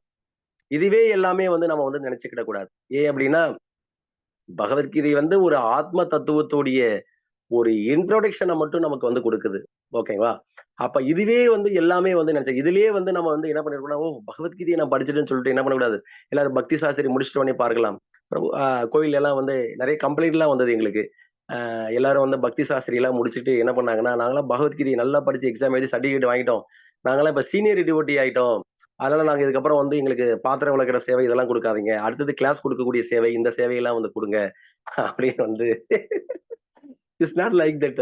அதாவது பகவத்கீதை அப்படின்றது வந்து ஆன்மீக வாழ்க்கையுடைய ஆரம்ப பாடநூல். நான் ஆத்மா, நான் பரமாத்மா, அவர் பரமாத்மா. நம்ம 2 பேருக்கு வந்து நித்திய உறவு வந்து இருக்கு. இது வந்து ஜடை இருக்கை. 5 விதமான கருத்துக்கள பிரபுபாத் எழுதியிருக்காரு பகவத்கீதையில முன்னுரையில. அப்போ அந்த 5 கருத்துக்கள் ஈஸ்வர தத்துவம், ஜீவ தத்துவம், பிரகிருதி இந்த ஜடை இருக்கை எப்படிப்பட்டது? அடுத்தது கால தத்துவம், கால நஷ்ட பரந்தப. அடுத்தது கர்ம தத்துவம், பாவ புண்ணிய கர்மங்கள், கர்மா, அகர்மா, விகர்மா. அத பத்தி 3வது அத்தியாயத்துல சொல்றாரு இல்லையா? அப்ப ஈஸ்வர, ஜீவ, பிரகிருதி, கால, கர்ம.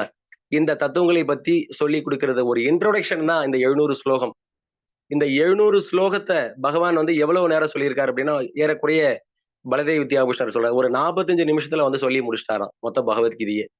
இந்த பகவத்கீதை கருத்துக்கள சஞ்சயன் வந்து ஃபர்ஸ்ட் கேளுவார். அங்க என்ன பண்றாங்க, அ பா மமா மாமகா பாண்டவ சைவ கிம் அகருத சஞ்சயா. அங்க என்ன செஞ்சாங்க? என்னுடைய மகன்களும், பாண்டுவின் மகன்களும் என்ன செய்றாங்க கொஞ்சம் பாரு அப்படின்னு சொல்லக்குள்ள, அப்போ அங்க வந்து அர்ஜுனன் வந்து இங்க நிக்கிறான். ரதத்த வந்து என்ன பண்றான், சேனையர் உபயோர் மத்தியே நடுவுல வந்து வண்டிய வந்து எடுத்துட்டு போக சொல்றான். அங்க வாசுதேவர் வந்து என்ன பண்றாரு, வண்டிய வந்து எடுத்துட்டு போறார். அங்க வந்து பாஞ்சஜன்யம் ரிஷிகேஷ குடாகேஷோ அப்படின்னு சொல்லிட்டு பாஞ்சஜன்ய சங்கம் வந்து ஓதுனா. இவன் வந்து தேவ சத்தம் தான் தனஞ்சய தேவதத்தம் அப்படின்னு கூடிய சங்கம் வந்து இவன் முழங்கினான்.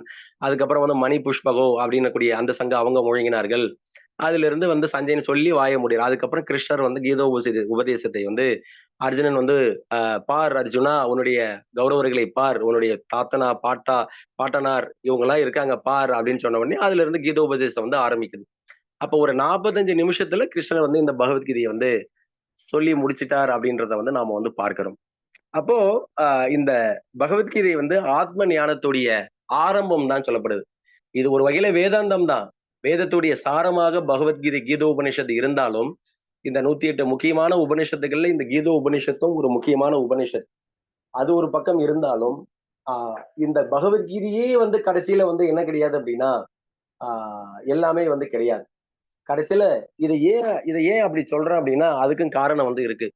பகவத்கீதையில பகவான் வந்து ஆ 2வது அத்தியாயத்திலே கீதையுடைய சாரத்த வந்து சொல்லி முடிச்சிருவார். 3வது அத்தியாயத்துல கர்மயோகம், 4வது அத்தியாயத்துல ஞான யோகம், 5வது, 6வது அத்தியாயத்துல தியான யோகம், அதுக்கப்புறம் அஷ்டாங்க யோகத்தெல்லாம் வந்து பகவான் சொல்றார். 7, 8, 9, 12 இந்த 4 அத்தியாயத்திலயும் பக்தி யோகத்த பத்தி சொல்றார். அதுக்கப்புறம் 10, 11ல விபூதி தத்துவம் தன்னுடைய ஐஸ்வர்யங்களுடைய பெருமையை வந்து சொல்றார். அத சொல்லி முடிச்சிட்ட உடனே, அதுக்கப்புறம் 13, 14, 15, 16 இத வந்து இந்த இயற்கையுடைய தத்துவத்த, பிரகிருதி தத்துவத்த வந்து இங்க வந்து விளக்குறார். அதுதான் ரொம்ப கஷ்டமான பகுதி இருக்கிறதுலே. கடைசியில எல்லாத்தையும் சொல்லிட்டு அர்ஜுனா எல்லாத்தையும் சொல்லிட்டேன். கடைசியில வந்து அ இதுதான் சாரம். மொத்த கீதையுடைய மொத்த சாரத்தையும் உனக்கு நான் சொல்லிட்டேன் அப்படின்னு சொல்லி முடிச்ச உடனே, கடைசியில ஒரு ஸ்லோகம். அந்த ஸ்லோகம் தான் கீதையுடைய மொத்த சாரம். சர்வ தர்மான் பரித்யஜ்ய மாமேகம் சரணம் பிரஜ அகம் துவாம் சர்வபாவேபிய மோக்ஷாமி மா சுஜக. இந்த கீதையுடைய கடைசியில வந்து எல்லா ஜீவாத்மாக்களையும் சரணாகதி பண்ண சொல்லி வந்து கேட்பார் பகவான். அந்த சரணாகதி பண்றதுல இருந்து தான் ஆன்மீக வாழ்க்கை வந்து அதுக்கு மேல இன்னும் நெறைய இருக்கு. இப்ப நாம வந்து கிறிஸ்தவ மதத்துல என்ன சொல்றோம் அப்படின்னா, அவங்கள பார்த்து நம்ம என்ன சொல்றோம் அப்படின்னா, இதற்கு மேல 10 கட்டளைகள வந்து கொல்லாதிருப்பாயாக, இத மாரி இருக்காதாக, அப்படி இப்படின்னு 10 கட்டளைய வந்து சொல்லுவார். அந்த 10 கட்டளைகள சொல்லி முடிச்சுட்டு, இதற்கு மேலும் சில விஷயங்கள் உண்டு. ஆனா அது உமது செவியில் அது ஏறா அப்படின்னு வந்து இயேசு கிறிஸ்து வந்து சொல்லியிருக்கிறார். பிரபுபாத் வந்து நெறைய நேரத்துல உபன்யாசம் சொல்லியிருக்கார்.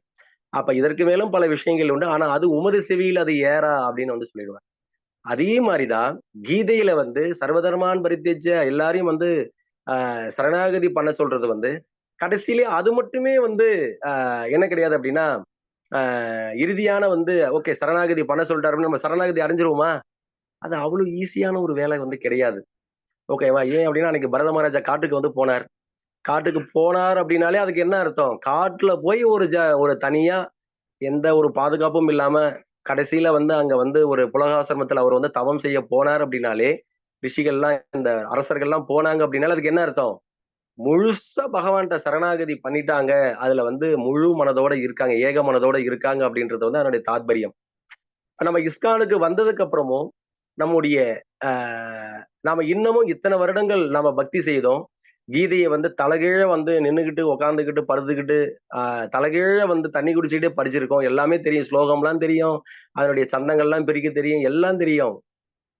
ஆனா அந்த சரணாகதி குணம் வந்து இன்னும் நமக்கு வந்துதா அப்படின்றது தான் இங்க கேள்வி. அப்ப கீதையுடைய மொத்த சாராம்சம் கடைசியில வந்து அங்க வந்து கரிஷ்யே வச்சனம் தவ.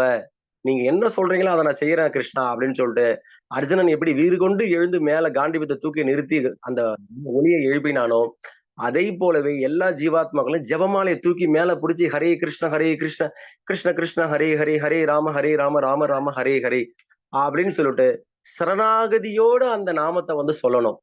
ஆனா இவ்வளவு காலம் இஸ்கான்ல இப்ப அத பத்தி தான் செமினாரே இப்ப நான் வந்து பிரசன்டேஷன் வந்து ரெடி பண்ணியிருக்கேன். ஆனா பல பேருக்கு அது வந்து ரொம்ப கஷ்டமா இருக்கும். என்ன இதெல்லாம் பேசுறாங்கன்னு. பேசணும். யாரு பேசுறது? நம்ம தான் பேசணும். நம்முடைய குறிக்கோள வந்து மாத்திட்டாங்க. நம்முடைய குறிக்கோள் தவறான பக்தர்களா வந்து இன்னைக்கு இயக்கத்துல வந்து மெஜாரிட்டி பக்தர்கள் குறிக்கோளை வந்து தவறிவிட்ட ஜென்மங்களா வந்து இருக்காங்க. காரணம் என்ன அப்படின்னா, இஸ்கானுக்கு வந்தது எதற்காகன்னா, நல்ல வேத கல்வியை மட்டும் பெறப்பட்டு, அத மத்தவங்களுக்கும் சொல்லிக் குடுக்கணும். தானும் அந்த விஷயத்த வந்து புரிஞ்சுக்கிடணும். நாம ருச்சியை வந்து அடையணும்.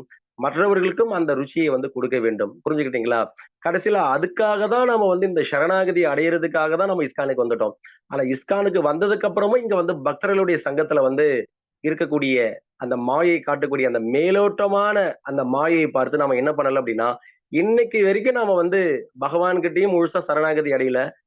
தீட்சை வாங்குனதோட சரி. சிக்ஷா குரு இப்ப கூட இந்த குழுவுல இருக்கீங்க. நெறைய பேர் தீட்சை எல்லாம் கேட்கறீங்க. தீட்சை வாங்கி குடுத்துட்டு அதுக்கப்புறம் பிரபு ஃபோன் போட்டா கூட வந்து மாதாஜி வந்து நாட் ரீச்சபிள். பிரபு நீங்கலாம் ஃபோன் போடாதீங்க. தீட்சை வாங்கியாச்சு. இதுக்கப்புறம் உங்களுக்கு எனக்கு சம்மந்தம் கிடையாது. அந்த தீட்சையால எந்த பலனும் வந்து கிடையாது. அதே போல தான் இங்க அர்ஜுனன் பகவத்கீதைய நம்ம படிக்கிறோம், கேட்கிறோம். கீதோ உபனிஷத் தான் இப்ப முக்கியம். வேதம் தான் முக்கியம். வேதம் தான் இது வந்து வேதாந்தம். வேதம்னா அறிவு. வேதாந்தம்னா வேதத்துடைய முடிவு. அப்ப கீதையும் கீதோ உபனிஷத் உபனிஷத்தா வந்து இருக்கு. உபன்னா அருகில்னு அர்த்தம். நிஷத் அப்படின்னா எடுத்துட்டு போய் விட்டுருது. யாருகிட்ட எட்டு போய் விடுது அப்படின்னா, பகவானுடைய பாதத்துல கிட்டக்க எட்டுமே நம்மள விட்டுருமா இந்த உபனிஷத். அதுக்கு பேர் வந்து உபனிஷத்துன்னு பெயர். உபன்னா அருகில். பகவானுடைய அருகில எட்டு போய் நம்முடைய மனசையும், நம்முடைய வாழ்க்கைய எட்டு போய் வந்து அங்க விட்டுருமா. அதுக்கு தான் உபனிஷத்தின் பெயர். ஆனா இவ்ளோ பகவத்கீதைய படிச்சோம், இவ்ளோ பாகவதத்த கேட்டோம், எல்லாம் வாங்கி வச்சு நம்ம வந்து இவ்ளோ ராமாயணம் கேட்டோம். நம்முடைய இதயத்துல இன்னும் வந்து ஹரே கிருஷ்ண மகாமந்திரத்த வந்து ஜெபிக்கக்கூடிய அந்த வெறி உணர்ச்சி இன்னும் வரல. இன்னும் நல்லா கவனமா ஜெபிக்கக்கூடிய, இன்னும் நமக்கு வந்து அந்த பக்தி பாவனைகள்லாம் இதயத்துல வந்து தோன்றல அப்படின்னா, நாம இன்னமும் வந்து இன்னும் சரணாகதனா நம்ம மாறவே இல்லைன்னு அர்த்தம். ஒரு ஜீவாத்மாவுக்கு வந்து முதல்ல சரணாகதி பண்ணாதான் அவனுடைய பக்தி வாழ்க்கையே வந்து ஆரம்பிக்குது. அதுதான் கீதையுடைய இறுதியான சாராம்சம். முதல்ல இந்த தர்மத்தை ஒருவன் பின்பற்றக்குள்ளதான், கீதையோடைய கடைசியில பகவான் என்ன சொல்லிட்டார்? அர்ஜுனன் என்ன சொல்ற? "கரிஷ்யே வச்சனம் தவ." என்கிட்ட சரணாகதி பண்ணிடு அர்ஜுனா, நான் பார்த்துக்கிறேன் அப்படின்ட்டார். அப்ப ஒரு ஜீவாத்மாவுடைய ஆன்மீக வாழ்க்கை எதிலிருந்து ஆரம்பிக்குது அப்படின்னா, சரணாகதியிலிருந்து தான் ஆரம்பிக்குது. அப்ப இஸ்கான்ல வந்து நாம இவ்வளவு தூரம் வந்து எல்லா சாஸ்திரங்களையும் கேட்கிறோம், படிக்கிறோம் அப்படின்னா, அதனுடைய தாத்பரியம் வந்து கீதையுடைய முடிவுல எப்படி அர்ஜுனன் வந்து சரணாகதனா மாறினானோ, அதே போல நம்முடைய சம்பிரதாயத்துல நாம வந்து பிரேமையை அடைவதற்காக நாம என்ன பண்ணணும்?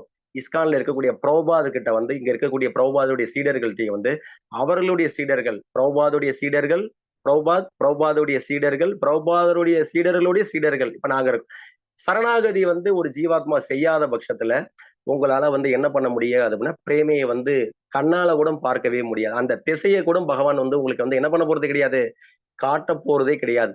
அப்ப நம்ம இஸ்கானுக்கு வந்திருக்கோம், இவ்வளவு உபன்யாசங்கள கேட்கிறோம்.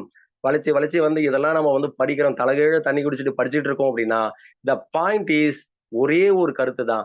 நாம முழு மனதோட வந்து என்ன பண்ணணும் அப்படின்னா, பிரபுபாதுகிட்டயும், நம்ம வந்து குருகிட்டயும் வந்து என்ன பண்ணணும் அப்படின்னா, ஒரு சிக்ஷா குருவை தேர்ந்தெடுக்க வேண்டும். தீக்ஷா குரு கிட்ட வந்து சரணாகதி வந்து அடைய வேண்டும். அப்ப இவங்க 3 பேர்கிட்டயும் வந்து சரணாகதி செய்யறதுல இருந்து தான், ஒருத்தனுடைய பக்தி வாழ்க்கை அப்பதான் ஆரம்பிக்குது. பகவான் வந்து பகவத்கீதைய உடனே அர்ஜுனன கொஞ்ச நேரம் வேடிக்கை பார்த்தார். 2வது அத்தியாயத்துல சொல்றான். "ஐயோ கிருஷ்ணா என்னால முடியல. கை கால்லாம் உதறுது" அப்படின்னா குடிகாரன் மாரி. "கை கால்லாம் உதறுது கிருஷ்ணா" அப்படின்னா. என்ன அர்ஜுனன் ஏதாவது வந்து ஏதாவது குடிச்சிட்டியா அது அப்படின்னுலாம் வந்து கேட்டிருப்பார் போல. அதாவது கை கால்லாம் உதறுதுன்னா, நமக்கு என்னமோ ஏதோன்னு தோணுது. கலியுக மக்கள்லாம் பார்க்கலாம். 2K கிட்ஸ் எல்லாம். அந்த கை கால்லாம் உதறும் அவனுக்கு. வாயெல்லாம் உளறும். அந்த மாரி அர்ஜுனன் சொல்லிட்டான். "கை கால்லாம் உதறுது அர்ஜுனா. ஏன் சாப்பிட்டது சரியில்லையா அர்ஜுனா?" அப்படின்னு கேட்டாராம். அந்த மாரி எதற்காக சொல்ல வந்த நகைச்சுவையா, கலியுக மக்கள் எப்படி வந்து சாராயம் குடிச்சிட்டு கை கால்லாம் உதறதோ, அதே மாரி கை கால்லாம் உதறிச்சிருந்தான் அர்ஜுனன். அப்ப கிருஷ்ணர் வந்து அது வரைக்கும் அவன வந்து கிருஷ்ணர் வந்து சிரிச்சுக்கிட்டே அதுக்கப்புறம் அவனுடைய நடிப்பெல்லாம் பார்த்துட்டு கிருஷ்ணர் வந்து ஒரு புன்முறுவல் போர்த்தார்ன்னு வந்து இருக்கு. அப்ப அதிலிருந்து என்ன இருக்கு? ஆ பகவத்கீதை வந்து அதுக்கப்புறம் வந்து, "நீ அறிவாளியைப் போல பேசுகின்றாய் அர்ஜுனா" அப்படின்னு சொல்லிட்டு திட்டுறார். நம்முடைய நண்பன வந்து திட்டுறார். அதுக்கப்புறம் கிருஷ்ணரையே குருவா வந்து ஏற்றுக்கொண்டான். அதுக்கப்புறம் தான் கிருஷ்ணர் வந்து அர்ஜுனனுக்கு வந்து பகவத்கீதைய வந்து சொன்னார். அப்பதான் அவனுக்கு புரியவே செஞ்சது. புரிஞ்சுக்கிட்டீங்களா? அதே போல தான் அங்க உத்தவனுக்கும் இதே பகவத்கீதையில சொல்லாத கருத்துக்கள உத்தவ கீதையில வந்து அங்க பகவான் வந்து அவதாரத்துடைய இறுதியில வந்து நமக்கு வந்து சொல்லிட்டு வந்து போயிருக்கார். அப்போ 2 விதமான கீதையில 3 விதமான கீதை. அயில கீதை, பகவத்கீதை, உத்தவ கீதை. இந்த 3 கீதையுமே கிருஷ்ணருடைய பெருமைகளை வந்து சொல்ல வந்தது. கோபி கீதை. புரிஞ்சுக்கிட்டீங்களா? அப்ப இந்த 3 கீதையில குறைந்தபட்சம் பகவத்கீதையாவது நம்ம தெரிஞ்சு, அதுல வந்து நம்ம பிரேமை அடையிறோமா இல்லையா? முதல்ல ஒரு சரணாகதனாவது வந்து மாறணும். இதை படிக்கிறதுடைய சாரமே வந்து நீ சரணாகதனா வந்து மாறணும். கிருஷ்ணர நம்பி வந்து முழு மனதோட வந்து ஏக மனதோட, கிருஷ்ணரை தவிர வேற தேவர்கள் கிட்ட என்ன பண்ணக்கூடாது அப்டின்னா, இப்ப நானே ஒரு பெண்ண அடையன்னு விரும்புறேன். புரிஞ்சுக்கிட்டீங்களா? அந்த பெண் மேல தான் நான் அந்த பெண்ண காதலிக்கிறேன் அப்டின்னா, அந்த பெண் மேல மட்டும் தான் என்ன இருக்கணும்? என்னுடைய மொத்த மனசு வந்து அவள்கிட்ட தான் நான் வந்து பறிகொடுக்கணும். புரிஞ்சுக்கிட்டீங்களா? அதே மாரி பக்திக்கு எப்படி வந்து காதலுக்கு வந்து புனிதமானது, காதல் வந்து கருப்பு நெறி மிக்கது, காதல் வந்து இப்படி மிக்கது, அது வந்து பவித்திரமானது அப்படின்லாம் வந்து இங்க இருக்கக்கூடிய முண்டங்கள்லாம் சொல்லிட்டு இருக்காங்க இல்லையா? அதுக்கு வந்து சொல்றது கிடையாது. அந்த காதலுடைய மைய நாயகனா, கதாநாயகனா கிருஷ்ணர் வந்து இருக்கக்குள்ள, அப்பதான் அந்த காதல் வந்து புனிதத்தன்மை வந்து அடைகின்றது. அதேபோல எப்படி ஒரு காதலுக்கு வந்து இந்த உலகத்துல எப்படி வந்து புனிதத்தன்மை இருக்குதோ, அது அந்த லௌகிக காதலுக்கு கிடையாது. ஆன்மீகமான காதலுக்கு வந்து புனிதத்தன்மை வந்து இருக்கு. அதேபோல அப்ப அதன் சித்தாந்தத்தின் அடிப்படையில பார்க்கக்குள்ள, இந்த பக்திக்கு வந்து கற்பு நெறி வந்து இருக்குன்றத வந்து இங்க வந்து நமக்கு தெரியுது. அதனுடைய உண்மையான கற்பு நெறி, அர்ஜுனன் வந்து அந்த கற்பு நெறிய வந்து கரெக்ட்டா காப்பாத்துனான். "கிருஷ்ணா கரிஷ்யே வச்சனம் தவ. நீ என்ன சொல்றியோ அத செய்றேன் கிருஷ்ணா. எனக்கு உன் மேல சந்தேகம் கிடையாதுன்னுட்டான்." பகவத்கீதையுடைய கடைசியில. அப்ப நம்மளும் வந்து அந்த கொள்கைய வந்து என்ன பண்ணணும் அப்டின்னா, அந்த சரணாகதி கொள்கைய வந்து நம்ம வந்து ஏற்றுக்கொள்ளணும். இதுதான் கீதையுடைய கேட்கிறதுடைய மொத்த சாராம்சம். சரணாகதியுடைய அந்த மனோபாவனை நீ ஒரு முமுட்சுவாவது குறைந்தபட்சம் வந்து நீ பிரேமை அடையறதுக்கான பாதையில நம்முடைய சம்பிரதாயம் வந்து மோட்சம் கூட நம்முடைய சம்பிரதாயம் கிடையாது. கடைசியில வந்து 5வது புருஷார்த்தம். தர்மம், அர்த்தம், காம, மோக்ஷம். மோக்ஷம் மட்டும் அடையிறது நம்முடைய சம்பிரதாயத்துடைய பாவனை வந்து கிடையாது. கௌடிய சம்பிரதாயத்துடைய சித்தாந்தம் அது கிடையாது. கோலோகேர பிரேமதன ஹரிநாம சங்கீர்த்தனம். கோலோகத்துடைய பிரேமைய வந்து அடையிறது தான் நம்ம பரம்பரையுடைய நோக்கம். கௌடிய சித்தாந்தம், மகாபிரபுவுடைய சித்தாந்தம். அப்ப அந்த பிரேமைய அடையிறோமோ இல்லையோ, குறைந்தபட்சம் ஒரு சரணாகதம். இந்த சரணாகதி பண்ணாதான் மோட்சமும் கைகூடும், பிரேமையும் வந்து கைகூடும். முழு சரணாகதி ஒரு ஜீவாத்மா அடையாத பட்சத்துல, அவன் வந்து குருகிட்டயோ, கிருஷ்ணர்கிட்டயோ அடையாத பட்சத்துல, அவனுடைய இதயத்துல வந்து அவனுக்கு எந்த பிறவிலயும் மோட்சம் அடைய போறது கிடையாது. என்றைக்கு வந்து சரணாகதி முழுசா பண்றானோ, அன்னைக்கு தான் மோட்சம். ஏதோ வைகுண்ட வாசலுடைய இந்த கதவுல இப்படி போயிட்டு வைகுண்ட ஏகாதசி இப்ப அடுத்த மாசம் வைகுண்ட ஏகாதசி. இந்த பக்கம் போயிட்டு, அப்படி போயிட்டு அந்த வடக்கு பக்கமா அப்படி வெளியில வந்துட்டு பிரசாதத்த வந்து வாங்கிட்டு வந்துட்டு இப்படி சாப்பிட்டு வந்துட்டோம் அப்படின்னா, மக்கள் என்ன நினைக்கிறாங்க அப்படின்னா, மோட்சம் அடைஞ்சா வைகுண்டம் போயிடலாம் அப்படின்னு நினைக்கிறாங்க. ஓகேங்களா? நான்லாம் போயிட்டு வந்து அங்க இருக்கக்கூடிய தூண்ல போயிட்டு நெறைய தடவ இடிச்சிருக்கேன். இந்த இந்த மாரி இந்த மக்கள வந்து எப்படிதான் திருத்துறது பெருமாளே அப்படின்னு. எனக்கு அவ்ளோ இப்படி போயிட்டு அந்த பக்கம் வந்துருவாங்க. முடிச்சுட்டு மறுநாள் காலையில வைகுண்ட ஏகாதசிக்கு மறுநாள் காலையில போய் பார்த்தோம் அப்படின்னா, ஆ மாமிச கடையில வந்து அந்த மாமிசத்த வந்து வாங்குறதுக்காக கையில வந்து கூடைய வச்சுக்கிட்டு வந்து நின்னுட்டு இருப்பான். மக்கள் இப்படிப்பட்ட நபர்களுக்கு என்ன கிடையாது, வைகுண்டமே கிடையாது. புரிஞ்சுங்களா? ஒரு சரணாகதனுக்கு தான் எவன் ஒருவன் முழுசா இந்த பகவத்கீதையுடைய கொள்கைய வந்து சரியான நபர்கிட்ட இருந்து ஆணித்தரமான முறையில கேட்டு, சரணாகதி பண்றான்னா, அன்னைக்கு தான் பக்தியே வந்து ஆரம்பிக்குது. ஒரு பக்தன்னா சரணாகதி பக்தன்னாலே யார சொல்லுவாங்கன்னா, சரணாகதனுக்கு தான் இன்னொரு பெயர் வந்து பக்தன் வந்து சொல்றது. சரணாகதி அடையாத நபர்கள பக்தர்களே கிடையாது. அவன் இன்னும் முழுசாவே பக்தனா மாறல.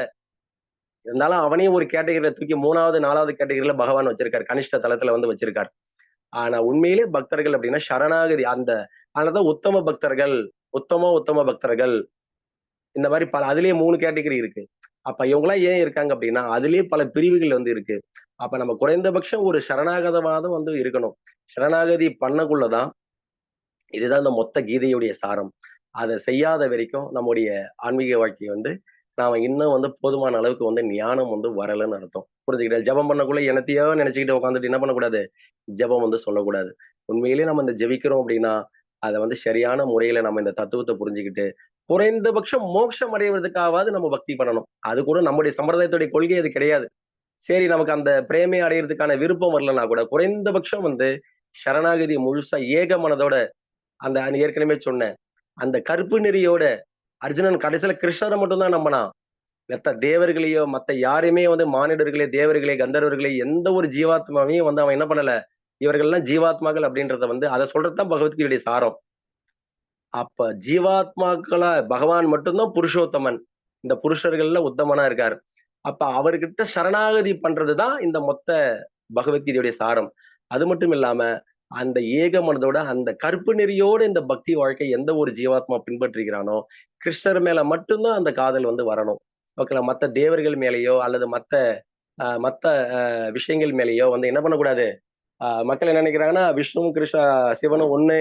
கடைசியில வந்து மத்த தேவர்களும் விஷ்ணுவும் ஒன்று.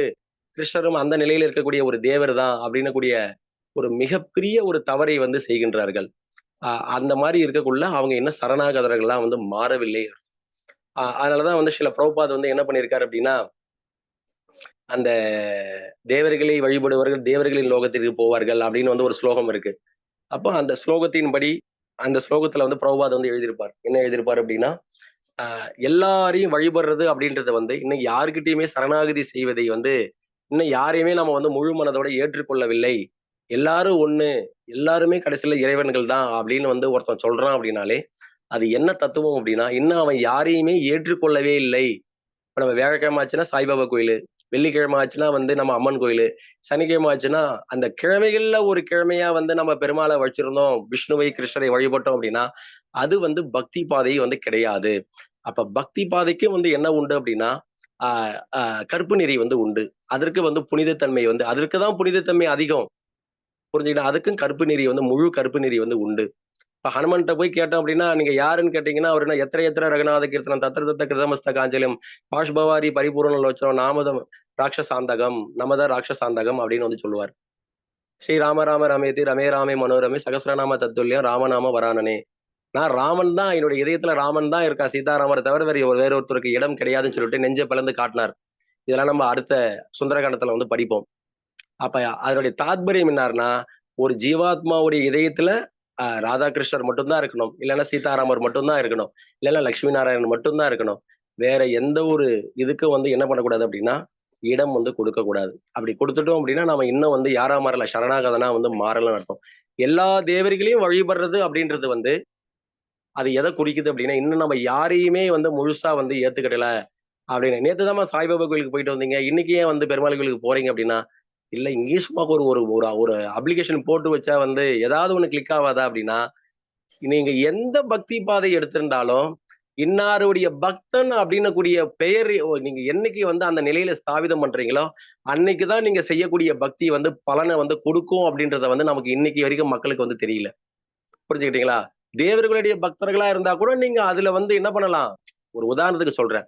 இப்ப நீங்க சிவனுடைய பக்தர்களா சில பேர் வந்து இன்னைக்கு இருக்காங்க. லோகத்துல நெறைய பேர் இருக்காங்க. அட்லீஸ்ட் அவர் மேல மட்டும் தான் அந்த ஈர்ப்பு வந்து இருக்கணும். மத்தவங்க மேல வரக்கூடாது. காலப்போக்குல உனக்கு பக்தி சிவனுடைய கருணையால வைஷ்ணவானாம் யதாசம்புகு அவருடைய கருணையால உனக்கு வந்து பக்தி கிடைச்சிச்சு அப்படின்னா உனக்கு அதுக்கப்புறம் வந்து விஷ்ணு பக்தி வந்து வந்துருச்சுன்னா அதுக்கப்புறம் நீ பகவானுக்கு பக்தி பண்ணிக்கலாம்.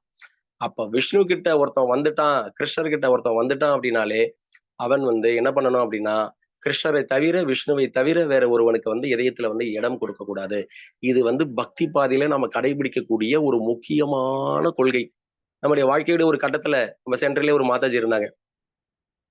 சூப்பரா சேவை பண்ணுவாங்க. மாலைலாம் நல்லா கட்டுவாங்க. நல்லா சேவை பண்ணுவாங்க. கௌரவ தாய்க்கு ட்ரெஸ் எல்லாம் தப்பாங்க. எல்லா சேவையும் நல்லா பண்ணிட்டு இருக்காங்க. இப்ப வரைக்கும் பண்ணிட்டு இருக்காங்க. அவங்களுக்கு ஒரு ஃபேமிலி பிரச்சனை இப்ப கொஞ்ச நாளைக்கு முன்னாடி ஒரு மாசத்துக்கு முன்னாடி. ஆ அவங்க என்ன பண்ணாங்க அப்டின்னா, திடீர்னு வந்து நான் நல்ல கிளாஸ்க்கு அப்புறம் நல்லா படிச்சுட்டு இருந்தாங்க. எல்லாம் பண்ணிட்டு இருந்தாங்க. ஆ ஒரு நாள் வந்து அவங்களுக்கு ஒரு எண்ணம் வந்துருச்சு. ஒரு பிரச்சனை அவங்க ஃபேமிலில அவங்க வீட்டுக்காரர் வேலை செய்றதுல. அதுல அவங்களுக்கு வந்து என்ன ஆயிப்போச்சு அப்டின்னா, நான் வந்து என்னுடைய குலதெய்வமான முனியாண்டிக்கு வந்து நான் மொட்டை போட்டுக்கிறேன் அப்படின்னு சொல்லிட்டு திடீர்னு வந்து ஒரு பிரார்த்தனைய வந்து பண்ணிட்டேன். என்கிட்ட வந்து கேட்கறாங்க, "அத வந்து பண்ணிக்கலாமா பிரபு?" அப்படின்னு வந்து கேட்டாங்க.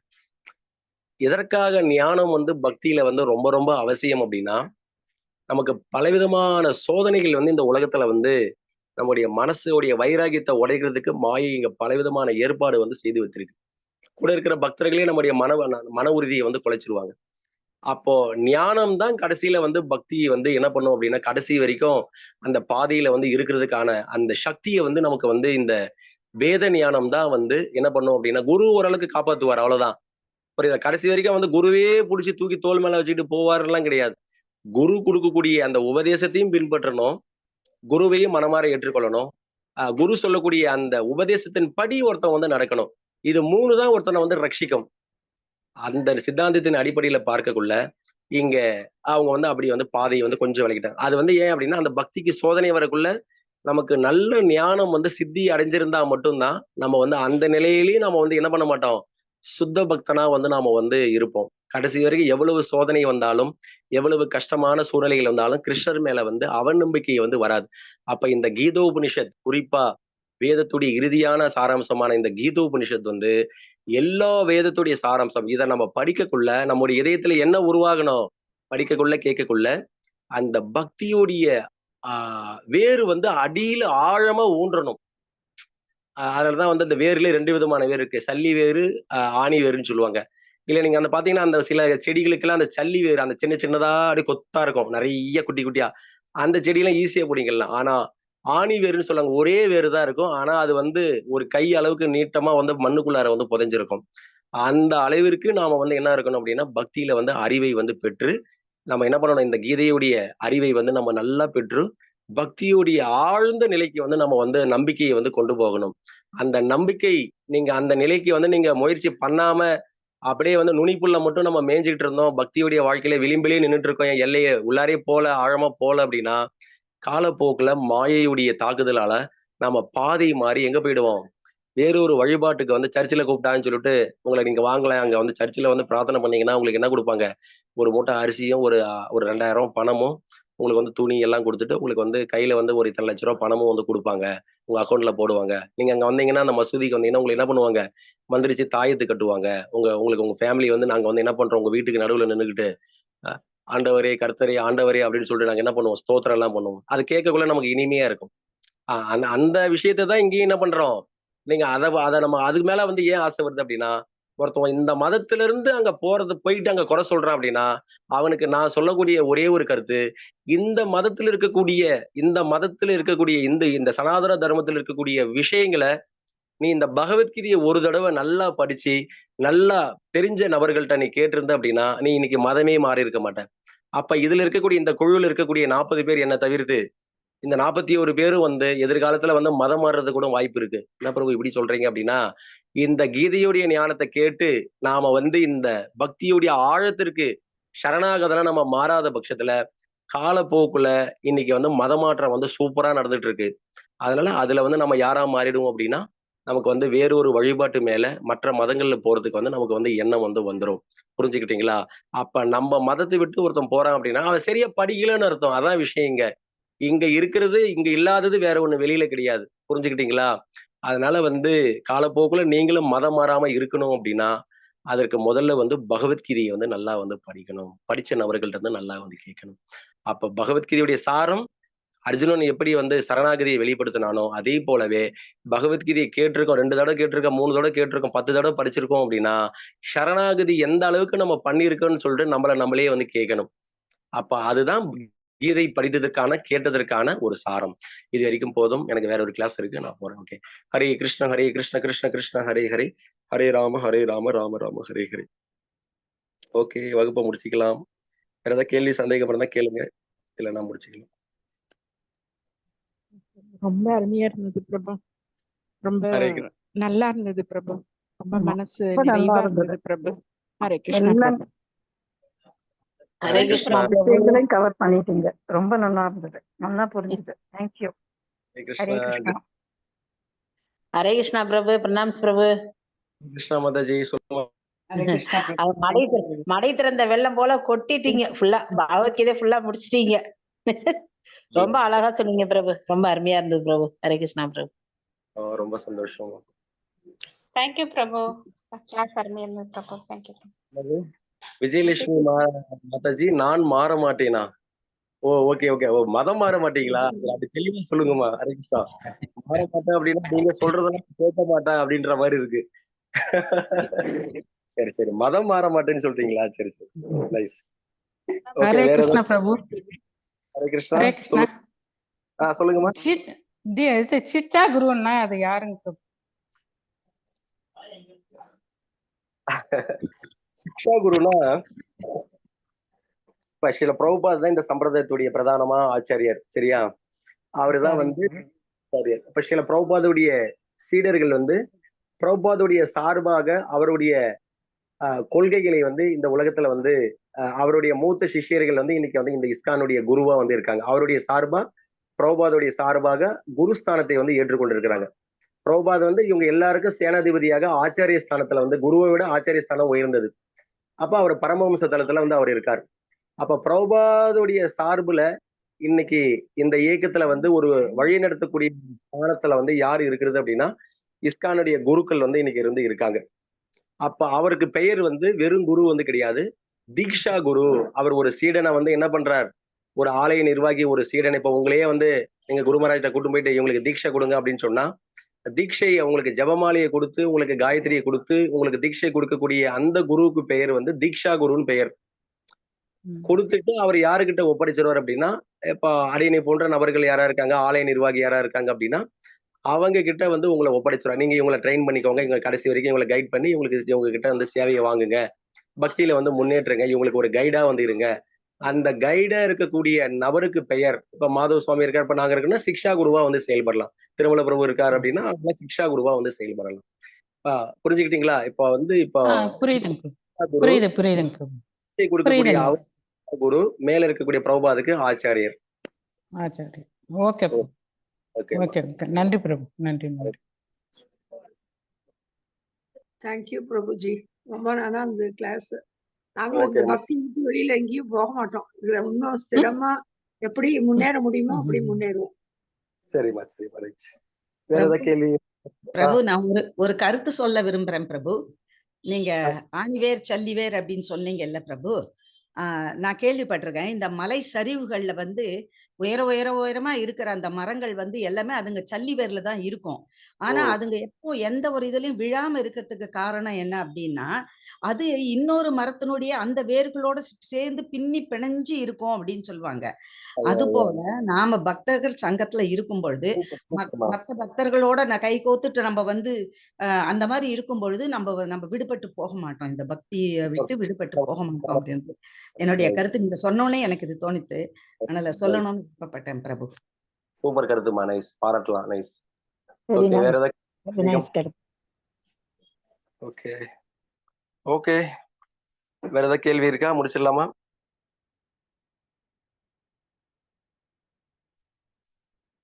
ஓகே, ஹரே கிருஷ்ணா, ஜெய். பார்க்கலாம் அடுத்த வகுப்புல.